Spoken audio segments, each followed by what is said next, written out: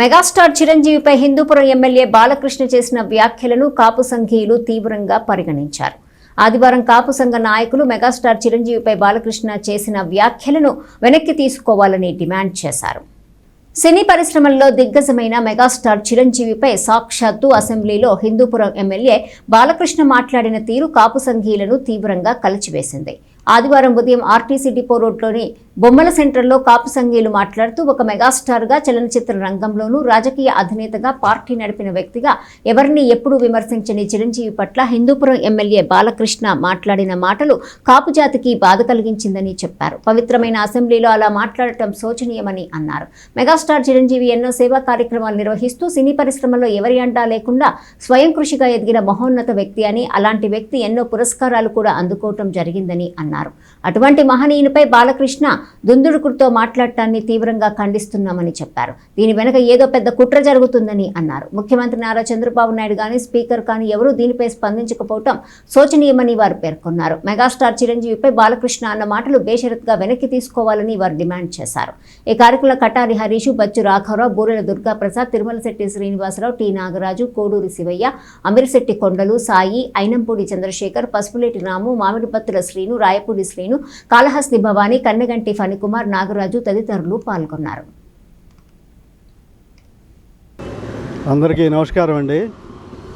ఈరోజు మీ అందరి ముందుకు రావడానికి కారణం ఏంటంటే, మొన్న అసెంబ్లీలో మన నందమూరి బాలకృష్ణ గారు, హిందూపురం ఎమ్మెల్యే గారు మాట్లాడిన అనుచిత వ్యాఖ్యలు చిరంజీవి గారి గురించి మమ్మల్ని చాలా బాధించినాయి అన్నమాట.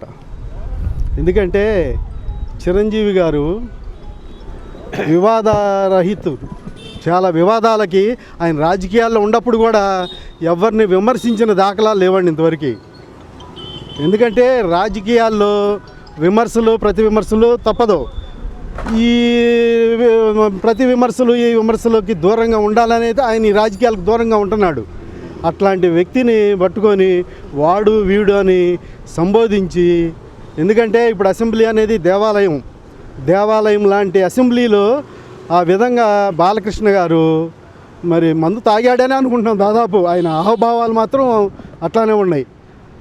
ఇప్పుడు ఏంటంటే ఇప్పుడు అసెంబ్లీలో కూడా అందరూ చర్చ జరుగుతుంది, ఏది బ్రీతింగ్ అనాలిసిస్ కూడా పెట్టాలి అని. ఎందుకంటే దేవాలయంలో తాగి ఎవరు వెళ్ళం కదా.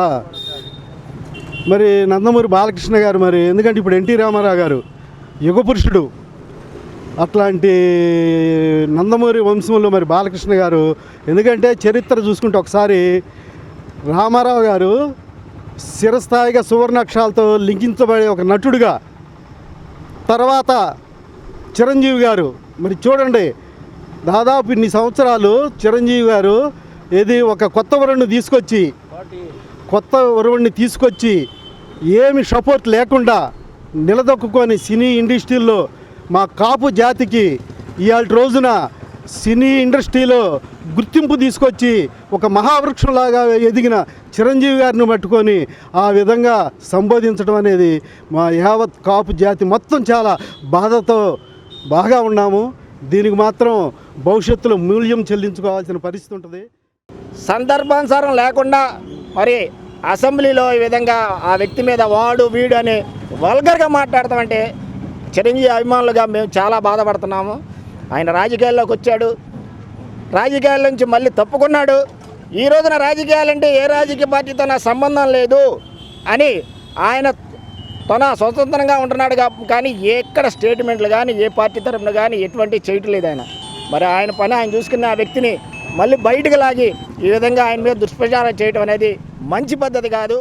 దీని గుణపాఠం. బాలకృష్ణ గారు మాట్లాడిన మాటలకి మేము తీవ్రంగా ఖండిస్తున్నాము.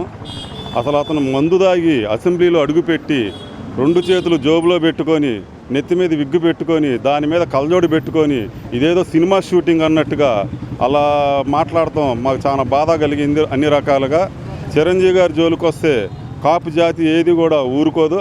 గతంలో కూడా ఒకసారి కాపు జాతి మీద అన్యాయం జరిగితే తల్లకిందులైంది తెలుగుదేశం పార్టీ. మళ్ళా రోజులు పునరావృతం అవుతున్నాయి. మొత్తానికి ఏదో తెలియని కుట్ర జరుగుతుంది. దాన్ని మేము ఖండిస్తున్నాము. బేషరతుగా క్షమాపణ చెప్పాలి బాలకృష్ణ గారు. మేము ఒక కులాన్ని ఉద్దేశించి మాట్లాడతలేదు. మాకు తెనాల్లో ఉన్నారు కమ్యూనిటీ పరంగా. మరి అన్నాబత్తున శివకుమార్ కానీ, ఆలపాటి రాజా గారు కానీ, మరి మనోహర్ గారు కానీ అందరూ ఉన్నారు.